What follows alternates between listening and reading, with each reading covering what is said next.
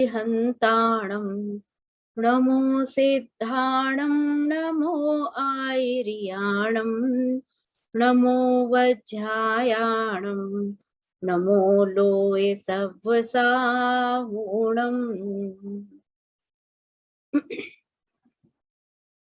आज की सभा में हम मोक्ष मार्ग के स्वरूप को विशेष रूप में देख रहे हैं। खातिका विशेष जी ग्रंथ की रचना करते समय संभवतः आचार्य तारण तरण जी देव को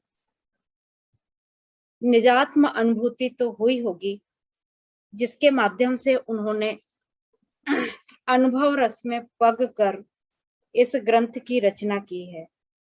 और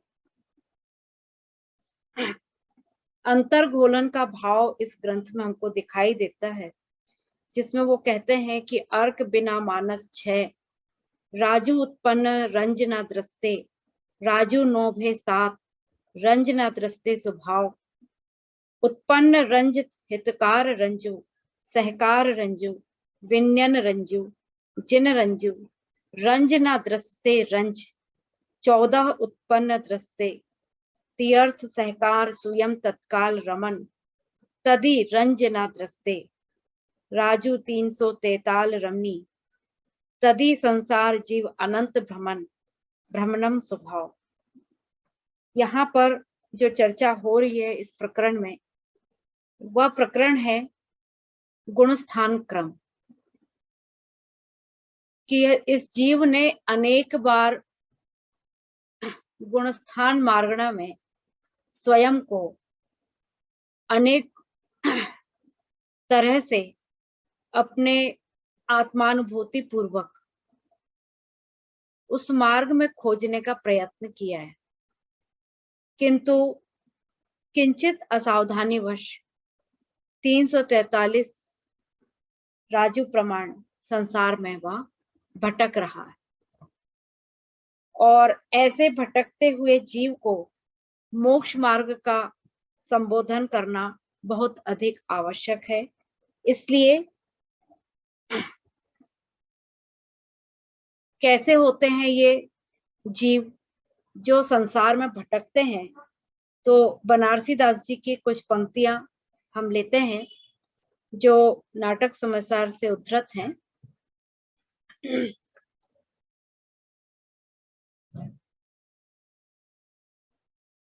चेतन जी तुम जागी विलो कहीं, लागी रहे कहाँ माया के ताई, आए कहीं सो कहीं तुम जाओगे, माया रमेगी जहाँ की तहाई। यहाँ पर चेतन जी से कहते हैं कि तुम जागो, जागो और देखो कि तुम किस माया की संभाल में लगे हुए हो, और तुम कहाँ से आए हो और तुम कहाँ जाओगे। और तुम्हारा आना जाना तो लगा रहेगा, और तुम्हारी जो माया है वह वही की वही रमी रहेगी, ऐसा संबोधन कर रहे हैं। और फिर आगे कहते हैं माया छाया एक है, घटे बढ़े छिन माही, इनकी संगति जे लगे, तिन्ही हूँ कछ सुख नाही। माया और छाया दोनों एक हैं, जो कि जिस तरह छाया क्षण में घटती है, बढ़ती है, और उनकी संगति करने वाला वह जिस जीव की परछाई पड़ती है मनुष्य की, वह छाया के समान वो भी घटती बढ़ती है। ऐसे ही जो माया है, यह इसका कोई ठिकाना नहीं है। ये सारे वक्तव्य जो हमारे शास्त्रों में आते हैं, जो हमारे संसार के स्वरूप को दर्शाते हैं, ये क्यों दिखाए जाते हैं? प्रश्न ये है।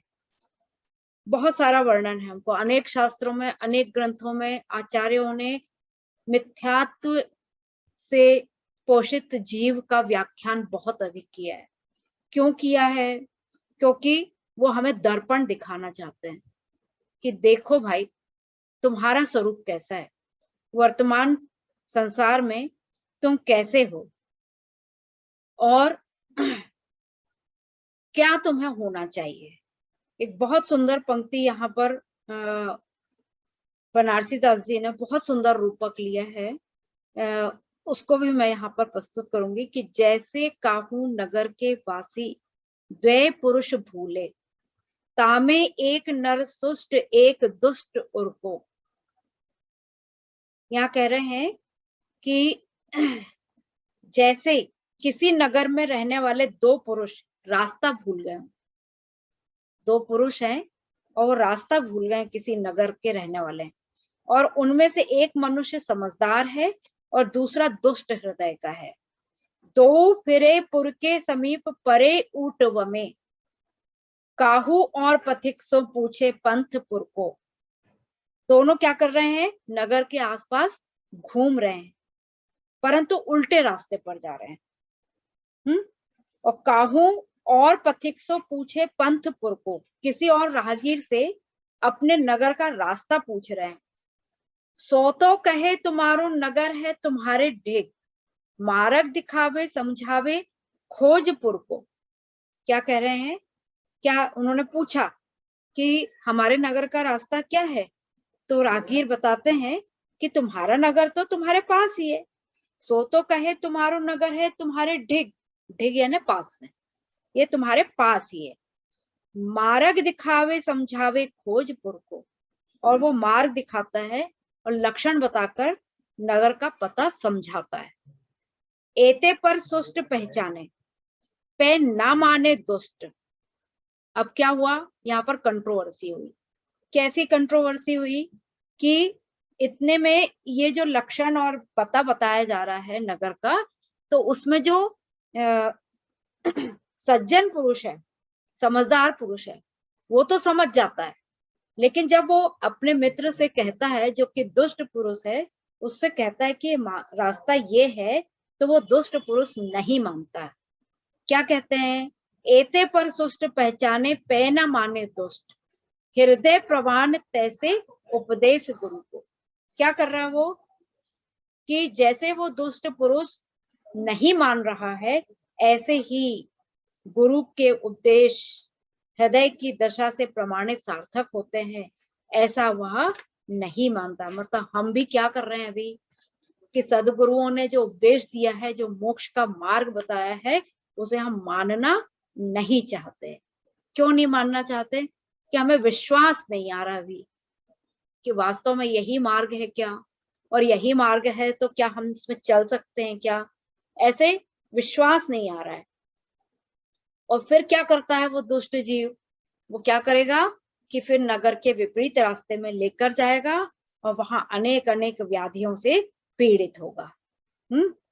बहुत ही सुंदर यहाँ पर एक 4 पंक्तियां और कही है, जिसके आगे मैं फिर अपने विषय पर, ये चूंकि संदर्भित है इसलिए कहा कि गुरु उपदेश कहा करे दुराराध्य संसार, बसे सदा जाके उधर जीव पंच प्रकार।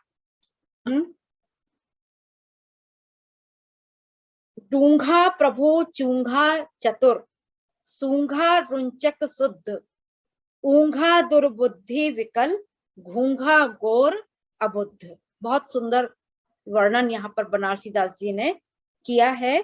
क्या कहते हैं कि जो डूंघा जीव, मतलब डूंघा जीव होता है परमात्मा, और चूंघा जीव कैसा होता है? चतुर। सूंघा जीव कैसा है? शुद्ध रुचिवान। और ऊंघा जीव कैसा होता है? दुर्बुद्धि वाला। और घूंगा जीव कैसा होता है? अज्ञानी। ऐसे 5 प्रकार के पुरुषों की बात यहाँ पर कही है। क्या कहते हैं कि जिसकी जैसी प्रवृत्ति होती है, जैसे मान लीजिए किसी की प्रवृत्ति ऐसी है कि उपदेश सुनकर वह तो मोक्ष जाने का लक्ष्य रखता है, उद्यम करता है, पुरुषार्थ करता है, तो कैसा जीव है? डूंघा जीव है। डूंघा, बहुत सुंदर नाम दिया। और फिर दूसरा होता है चूंघा, मतलब वो चतुर होता है। वो चतुराई से मोक्ष मार्ग में जाने के साधन अन्य अन्य ढूंढ लेता है। और सूंघा जीव कैसा होता है? शुद्ध रुचिवान होता है। सूंघ सूंघ कर कदम रखे जो, यानी विवेक पूर्वक कदम रखने वाला जीव सूंघा होता है। और ऊंघा कैसा होता है? दुर्बुद्धि होता है, वो मिथ्या मार्ग अपनाता है। और घूंगा कैसा होता है? उसको कोई मतलब नहीं है मोक्ष मार्ग से। ऐसे 5 तरह के पुरुष यहाँ पर बताए हैं। आगे बहुत सुंदर मोक्ष मार्ग का कथन इसी शैली में बनारसी दास जी ने किया, जिसका उद्धरण हमारी मंदिर विधि वगैरह में भी आता है। हमारी जो चर्चा चल रही थी कल के विलंब के पूर्व, वो था मोक्ष मार्ग का कथन, और जिसमें हमने देखा था कि पहली प्रतिमा का पात्र जीव कौन है। तो भाई पहली प्रतिमा हमारे क्रम में आ तो गई व्याख्यान में, लेकिन वो पहली प्रतिमा का पात्र जिस जीव को बनाया जाएगा वो जीव कैसा होगा, पहले हमको इसको समझना पड़ेगा। हर कोई व्यक्ति पहली प्रतिमा नहीं ले सकता है ना। कितनी प्रतिमाएं हैं? 11 प्रतिमा। तो पहली प्रतिमा लेने का पात्र जीव कौन है, हम इसे देखेंगे। उसके पहले हम जो भावों की चर्चा कर रहे थे, भावों की चर्चा, तो इसमें हम अंतिम कड़ी में पहुंच रहे थे, औपशमिक भाव। इसका सारांश यह है कि उपशम यानी दबना, उसको औपशमिक भाव कहते हैं। किसका दबना हुआ यहाँ पे? मोहनी कर्म का। और क्षायिक यानी क्षय, अत्यंत वियोग हो जाए, उसको क्षायिक कहते हैं। किसका क्षय हो जाएगा? 4 घातिया कर्मों का। और मिश्र यानी क्षयोपशमिक यानी फल दबना वियोग होना एक साथ होता है इसमें। किसका होता है? संबंधित कर्म का, 4 घातिया कर्मों का। और औदिक भाव क्या है? ये उदय यानी फल, जो फल हमें मिल रहे हैं अपने कर्मों के, उसमें ही डूबे रहते हैं, तो उसमें 8 कर्मों का उदय हो रहा है ये। और पारिणामिक भाव कैसा होता है? कर्म निरपेक्ष होता है। पारिणामिक मतलब वो सहज भाव होता है, जिसके बल पर एक जीव मोक्ष संधान कर सकता है। ऐसा ये इसका सारांश है। और ये 5 भावों के स्वामी कौन कौन होते हैं, ये हमारा अंतिम प्रकरण भावों का संबंध में, कि पारिणामिक भाव तो समस्त जीवों में होता है, औदिक भाव भी समस्त संसारी जीवों में होता है। संसारी इसलिए कहा कि संसार में ही कर्म होते हैं और कर्म के फल भी संसार में होते हैं। तो जो संसारी नहीं है मतलब सिद्ध, तो सिद्ध परमेश्वरों औदिक भाव नहीं होगा। क्षायोपशमिक गुणस्थानवर्ती जीवों तक होते हैं, 12वें गुणस्थान तक। 12वें गुणस्थान तक क्षायोपशमिक भाव होते हैं। और क्षायिक भाव किसके होते हैं? सिद्ध, अरहंत और क्षायिक सम्यक दृष्टि, इनके क्षायिक भाव होते हैं। और औपशमिक भाव किसके होते हैं? औपशमिक यानी उपशम और शांत होना, मतलब औपशमिक सम्यक चारित्र वाले जीवों को औपशमिक भाव होते हैं। ऐसे 5 तरह के भाव होते हैं। किसके? अपने। किसके भाव है ये? अपने भाव। मतलब हमारे जैसे भाव होते हैं, उनकी खोज हमें करना चाहिए। किसी और की खोज तो हम कर ही नहीं सकते। क्यों? क्योंकि दूसरों के मन के भावों को तो हम जान ही नहीं सकते। किसी के मन में क्या विचार आ रहा है, इसको भी हम नहीं जान सकते हैं। इसलिए हमें किसका संधान करना है? स्वयं का संधान। स्वयं की खोज करने में ये भाव निमित्त होते हैं। अब देखते हैं कि ये भावों का काल क्या होता है। सादी, ये शब्द जो है हमें ध्यान रखना चाहिए। स आदि मतलब जो आदि यानी शुरुआत के साथ है, मतलब जिसकी शुरुआत हुई है वो सादी है। और शांत यानी जिसका अंत हुआ है। साधन अंत, जिसका अंत हुआ है। अनादि, अन धन आदि, मतलब ये सादी और अनादि, मतलब जिसकी शुरुआत हुई है वो सादी और जिसकी शुरुआत नहीं हुई है वो अनादि। और अनंत, अन धन अंत, जिसका अंत नहीं है। तो भाई जिसका अंत है उसको शांत कहते हैं, और जिसका अंत नहीं है उसको अनंत कहते हैं। अब भाई देखो, शांत में यदि हम शक्कर वाला शा लगा दें तो अर्थ क्या होगा? सरोते वाला सा लिखा है यहाँ पे, समोशरण वाला सा लिखा है यहाँ, तो समोशरण वाले सा की जगह हम लगा देते हैं यहाँ पे कौन सा, शा लगा देते हैं, शक्कर वाला। तो क्या हो जाएगा यहाँ, शांत। लेकिन उस शांत का अर्थ ये नहीं होगा जिसका अंत हुआ, उस शांत का अर्थ होता है शमन हो जिसका। शा का अर्थ होता है शमन, शन, शा के ऊपर बिंदी लगाई यदि, है ना, तो वो होता है उसका अर्थ शमन, है ना। इसका अर्थ, इसका प्रयोग भी आचार्य गुरुदेव तारण स्वामी ने माला रोहण जी में किया है, और इसका और भी प्रयोग हमको मिलता है वेदों के ग्रंथों में, और दूसरा हमें मिलता है हमारे समय सार जी में। समय सार जी के कलशों में संस्कृत भाषा में ये शम शब्द आया है, तो शम का अर्थ अलग है और शांत का अर्थ यहाँ पर अलग है। और सा का हमको ध्यान रखना है कि 3 तरह के शा हैं, और उन तीनों का प्रयोग भी अपनी अपनी जगह उचित रीति से किया जाना चाहिए। अब 5 भावों के स्वामी हो गया, काल भी हो गया। अब हम देखते हैं कि ये जो चर्चा हमारी चल रही है इसमें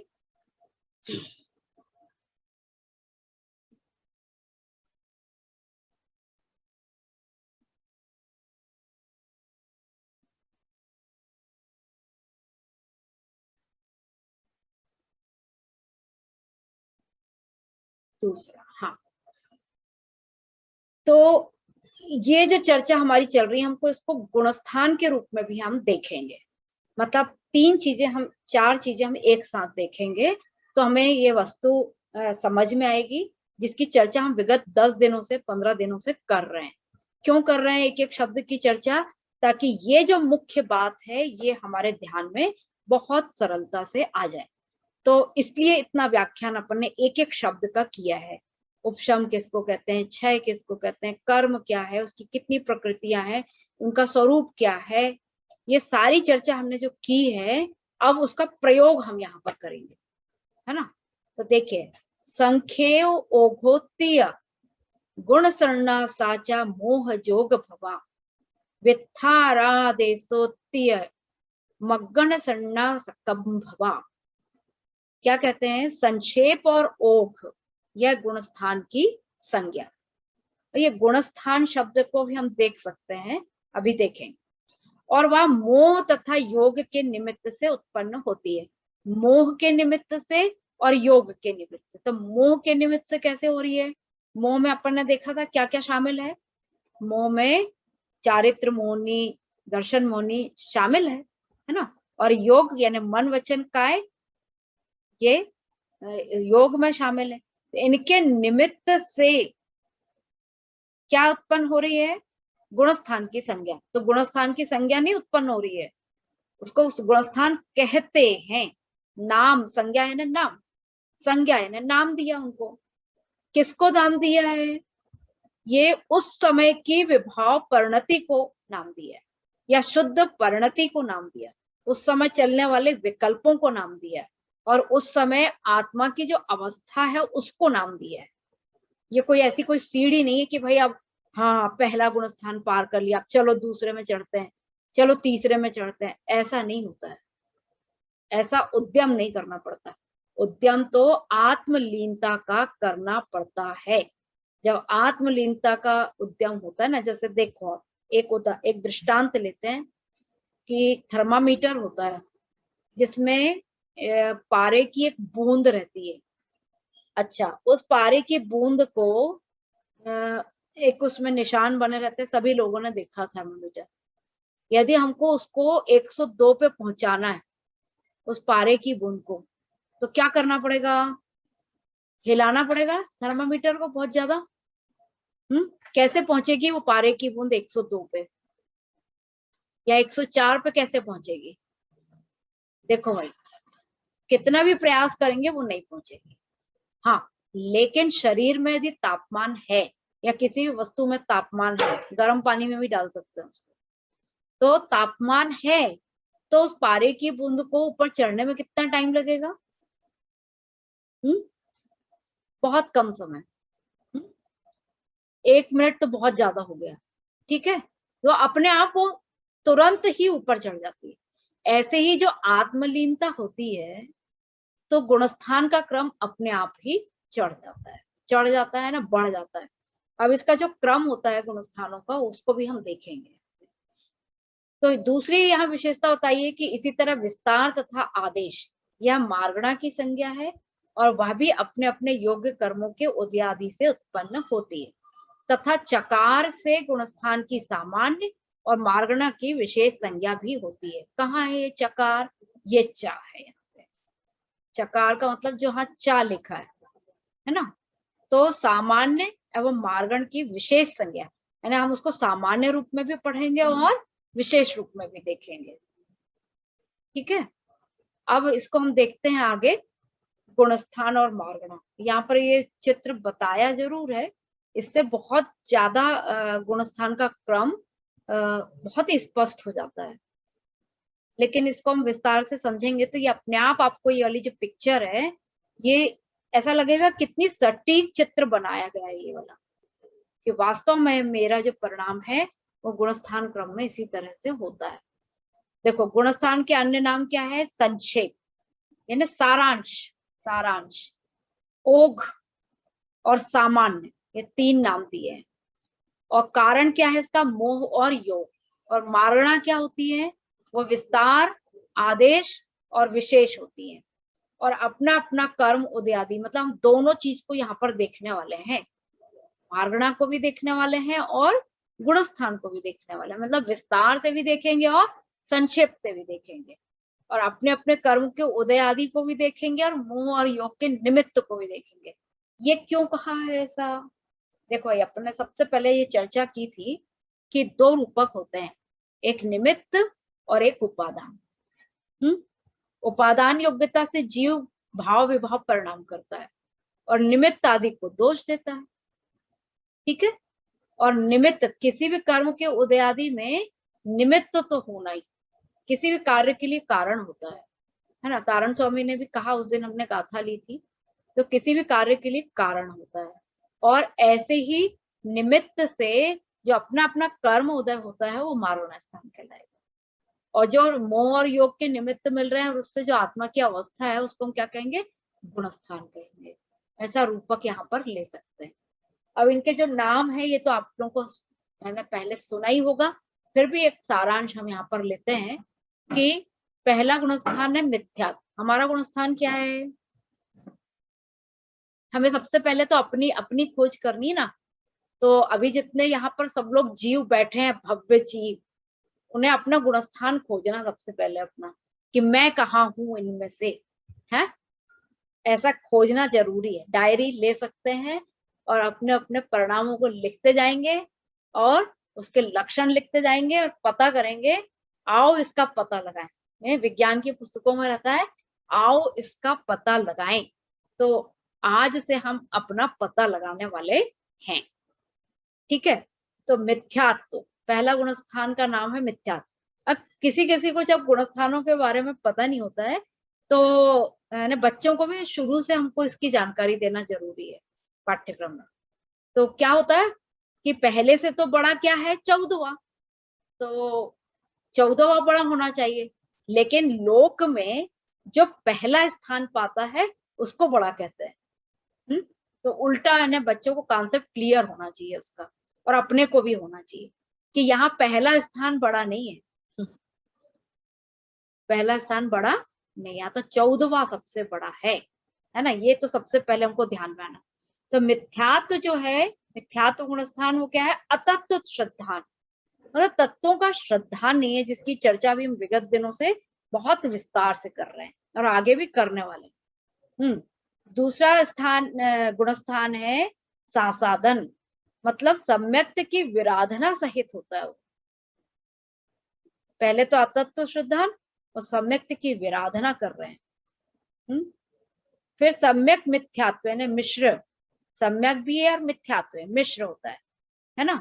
फिर चौथा है अविरत सम्यक्त, यानी सम्यक्त पर साथ में असंयम, सम्यक्त तो हो गया, श्रद्धान तो हो रहा है, लेकिन संयम नहीं हो रहा, खान पान का विवेक नहीं आ रहा है, रहन सहन की नीति नहीं आ रही है, अनीति अनाचार में लगे हुए हैं और भ्रष्ट आचरण कर रहे हैं, जबकि हम कैसे हैं, संयुक्त से। अभी कोई कोई जीव ऐसे होते हैं संसार में, मान लीजिए कोई ऐसे साधक हैं जिनको तत्व में श्रद्धा अगाढ़ है, तत्व रुचि है, समझ रहे हैं और वैसा भाव भी करते हैं और अपने परिणामों में उनको सांत्वना भी है, लेकिन आचरण में नहीं आ रहा है। जब लोक व्यवहार करते हैं तो छोटी छोटी चीजों में लोभ, कषाय आदि दिखाई देती है ना। तो ऐसा होता है ना, कई लोग पूछते हैं ऐसा कि देखो बड़े पंडित बनते हैं लेकिन दिख कैसे रहे। तो भाई देखिए, जो जैन दर्शन में परिणामों की और हमारी विशुद्धता की बात कही गई है, उसमें एक चीज आई है जिसको हमको हमेशा ध्यान रखना चाहिए कि जो विशुद्ध परिणाम है वो कितनी देर चलना चाहिए, कंटिन्यू, लगातार, कितनी देर, एक अंतर मुहूर्त से अधिक चलें तो उस विशुद्धता का फल सम्यक्त होता है।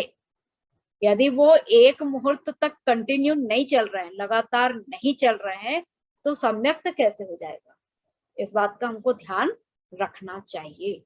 फिर चौथा है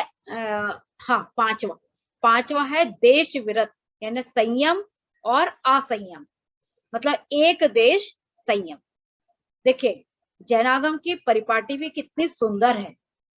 अब इसको संयम असंयम नाम दिया है, इसको ऐसा नाम क्यों नहीं दिया उन्होंने, असंयम संयम। अस्ति और नास्ति दोनों से कथन किया, तो पहले अस्ति से किया फिर नास्ति से। भाई संयम है लेकिन असंयम भी है। इतनी सुंदर इतने ये शैली अपने लोक व्यवहार में आ जाए यदि बातचीत में और व्यवहार में, तो हमारा व्यक्तित्व निखर जाएगा।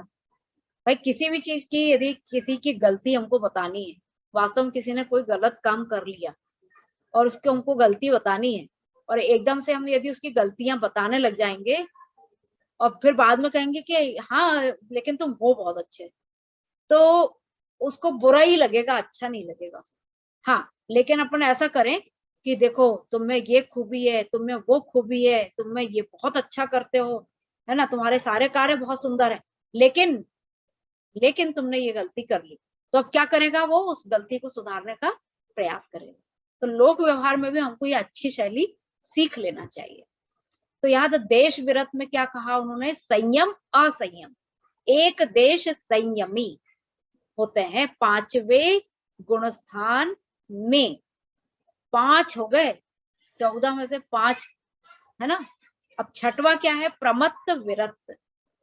तो प्रमत्त का अर्थ होता है प्रमाद, और विरत यानी संयम से रहित भी होता है और रत भी होता है, रत नहीं है जो। तो प्रमाद के साथ में पूर्ण संयम, संयम तो है लेकिन प्रमाद पूर्वक, असावधानी, अतिचार लग रहे हैं, उसको क्या कहेंगे, प्रमत्त विरत। और 7वां क्या है, अप्रमत्त विरत, लेकिन अब वो कैसे हो गए, सावधान है, प्रमाद के बिना पूर्ण संयम। तो इसमें ऐसा आया, अभी और विस्तार से देखेंगे कि जब एक देश संयमी होते हैं जो जीव, वो अपने संयम को बढ़ाते हुए पूर्ण संयम ग्रहण कर लेते हैं, पूर्ण संयम। लेकिन पूर्ण संयम ग्रहण करने के बाद किंचित प्रमाद होने के कारण कहाँ आ जाते हैं, 6वें गुण स्थान में आ जाते हैं, है ना, 6वें गुण स्थान में आ जाते हैं। और देखिए 8वां क्या है, अपूर्वकरण। इसमें नाम में ही इसके अर्थ है ना, यदि हम केवल नाम से उसको समझना चाहें तो हमको कोशिश करनी चाहिए। ये अपूर्वकरण क्या होता है, जिसके अपूर्व परिणाम। देखो एक बार क्यों नहीं लिखा है अपूर्व परिणाम, एक बार लिखते हैं तो मतलब एक ही बार हुआ अपूर्व और खत्म हो गया, ऐसा नहीं।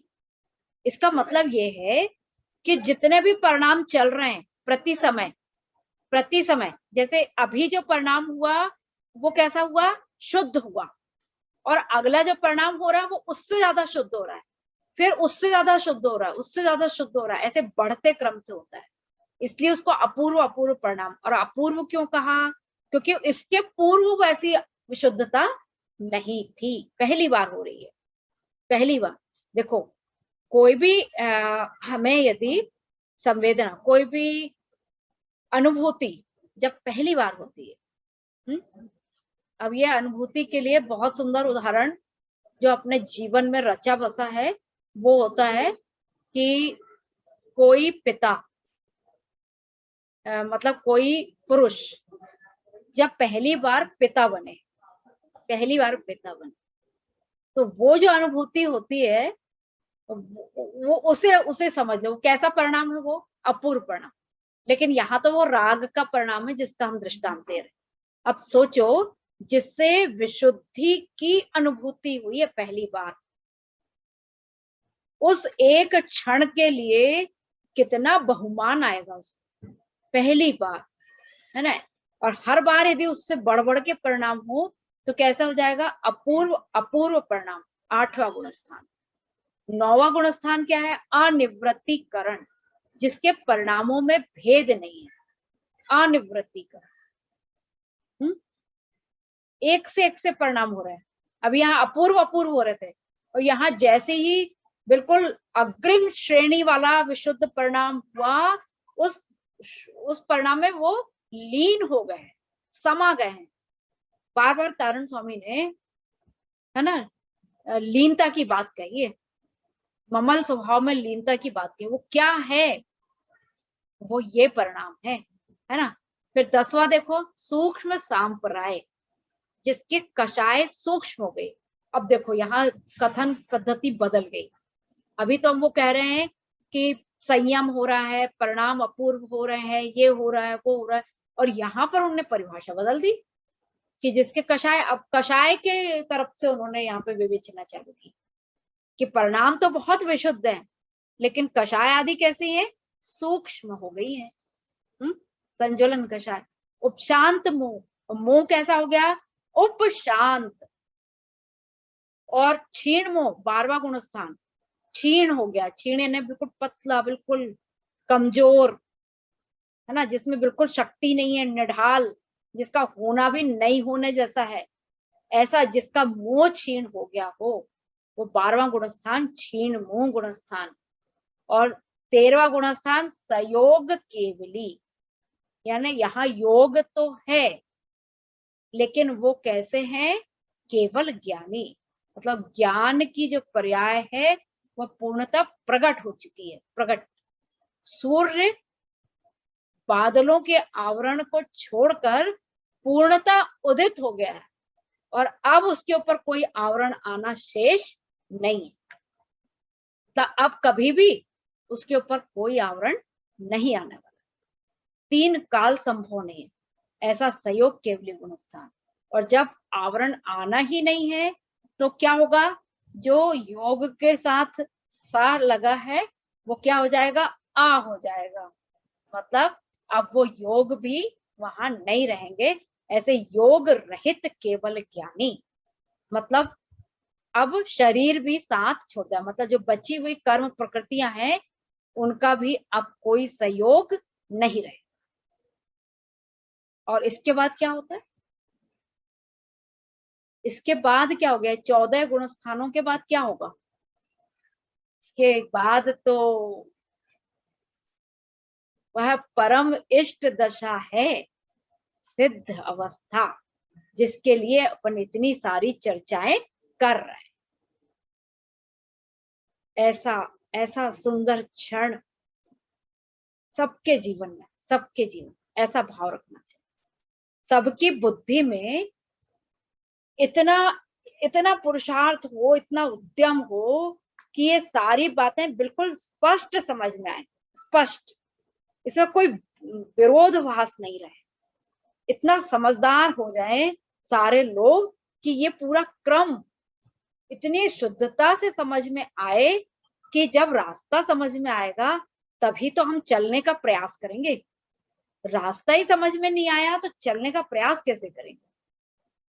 तो भाई वही मैंने इसलिए यहाँ पर वो बनारसी दास जी के वो पंक्तियां ली हैं कि दुष्ट पुरुष और सुष्ट पुरुष, सज्जन पुरुष दोनों नगर का रास्ता भूल गए।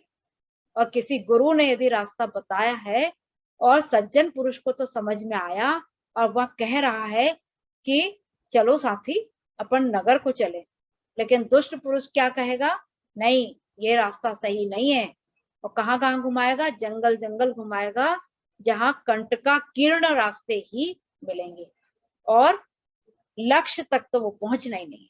इसलिए सबसे पहले हमें क्या करना, सबसे पहले ऐसी संगति का त्याग कर, सबसे पहले ऐसी संगतियों का त्याग करना जो हमें गुमराह करते हैं, है ना, गुमराह करने वाली प्रवृत्तियां छोड़ देना चाहिए। तो ऐसे ये 14 गुणस्थान का सारांश है यहाँ पर। अब हम देखते हैं गुणस्थान का लक्षण क्या है। यहाँ पर 8वीं गाथा ये गोमट सार्जी की गाथा है। और भी बहुत सारी जगह प्रकरण आया, लेकिन हम जो मूल ग्रंथ है वहां से हम लेंगे और बाकी अन्य ग्रंथों का भी यहाँ पर विशेष उदाहरण लेंगे। जेहि दुलखिजन्ते उदयादिषु संभवेहि भावेहि जीवाते गुण सन्ना निर्दिष्टा सवदर्शिः। अर्थ किया है कि दर्शन मोहनी आदि कर्मों की उदय, उपशम, क्षय, क्षयोपशम आदि अवस्था के होने पर उत्पन्न होने वाले जिन परिणामों से युक्त जीव देखे जाते हैं, जीवों के उन परिणामों को गुणस्थान कहा है। कितनी सुंदर और स्पष्ट परिभाषा। देखिए अभी हम दर्शन मोहनी शब्द को भी समझ रहे हैं ना, मोहनी कर्म के दो भेद किए, दर्शन मोहनी और चारित्र मोहनी। तो दर्शन मोहनी आदि, आदि में सभी कर्म आ गए, है ना, उनकी उदय, उदय मतलब कर्म के निषेकों का उदयावली में आकर खिरना, उसको कहते हैं उदय, फल देना उसको कहते हैं उदय। और उपशम मैंने कैसा होना, उदयावली में आना लेकिन शम रहना। और क्षय यानी नष्ट हो जाना, और क्षयोपशम यानी क्षय भी होना और उपशम भी होना। ये अपन सारे शब्दों के अर्थ बहुत अच्छे से समझ चुके हैं। आदि अवस्था के होने पर मतलब हम चारों रूपक से इसको देखेंगे कि ये जो कर्म आदि के उदय आदि हैं, वो उनकी अवस्था ऐसी होने पर जो परिणाम, मतलब जब उदय नहीं होगा, उपशम नहीं है, क्षय नहीं है, क्षय उपशम है, या चारों हैं, तो उस समय आत्मा के परिणाम कैसे होते हैं। ये तो निमित्त है। अब हम उपादान की तरफ से देखेंगे तो उपादान योग्यता में आत्मा के परिणाम कैसे, और उस जीव के, जिस जीव के जैसे परिणाम हैं, उस जीव का वो गुणस्थान है। तो उन परिणामों को क्या कहा यहाँ पे, गुणस्थान। दो शब्द जुड़े हैं, गुण स्थान। तो यहाँ गुण यानी वो द्रव्य के सामान्य गुण नहीं लिया, यहाँ पर गुण से लिया है परिणामों से। गुण शब्द के बहुत सारे अर्थ हैं, इतने सारे पर्यायवाची हैं गुण शब्द के, लेकिन हमें प्रसंग के अनुसार उसका अर्थ ग्रहण करना होगा। तो परिणामों को यहाँ पर गुण कहा है, और उनका जो स्थान तय कर दिया हमने कि ये ऐसे ऐसे वाले जो परिणाम वाले जीव हैं वो इस गुण स्थान के, ऐसा हम तय कर सकते हैं इसमें। तो ये तो केवल सामान्य कथन है गुण स्थान का। ऐसे तो जीवों के अनंतानंत परिणाम होते हैं, और विशुद्ध परिणामों की भी अनंतानंत श्रेणियां होती हैं। उस एक एक श्रेणी का तो हम विस्तार कर ही नहीं सकते। क्यों? क्योंकि वो तो केवल केवल ज्ञानियों के ज्ञान का विषय होता है, इसलिए हम उतना विस्तार तो कोई नहीं कर सकता, केवल ज्ञानी ही उसे साक्षात जानते हैं। लेकिन जो मोटे मोटे रूप से, स्थूल रूप से जो परिणाम है, उनको हम एक एक श्रेणी में डाल सकते हैं, स्तर में डाल सकते हैं, वर्ग में डाल सकते हैं, उनको हम गुणस्थान कहते हैं। तो ऐसे 14 रूपों में उसको बांट दिया गया है कि इस तरह के परिणाम होंगे तो वो मिथ्यात्व जीव, इस तरह के परिणाम होंगे तो वो सासाधन है, इस तरह के परिणाम है तो वो मिश्र है। तो गुणस्थान मेरे ख्याल से सभी लोगों को समझ में आ गया होंगे कि गुणस्थान किसे कहते हैं। आगे बढ़ते हैं, और क्या लक्षण बताया है। लक्षण से किसी चीज को भी जानना बहुत सरल होता है। देखो, मोहनी आदि कर्मों के, अरे ऊपर तो उन्होंने दर्शन मोहनी कहा था परिभाषा में, अब यहाँ मोहनी शब्द आ गया, तो देखो भाई उसके आगे लगाया था उन्होंने आदि शब्द, तो आदि में सारे कर्म आ जाएंगे। तो मोहनी आदि कर्मों के, अच्छा इसमें प्रश्न है कि ज्ञानावरणी आदि कर्मों के क्यों नहीं रखा, मोहनी आदि क्यों रहा? तो भाई देखो, मोहनी की शक्ति प्रबल होती है, दर्शन मोहनी और चारित्र मोहनी की। सबसे बड़ी सेना तो उसी की है ना। कैसी सेना है? क्रोध मान माया लोभ और उसके चार चौकड़ी, अनंतानुबंधी, अप्रत्याख्यान, प्रत्याख्यान और संज्वलन।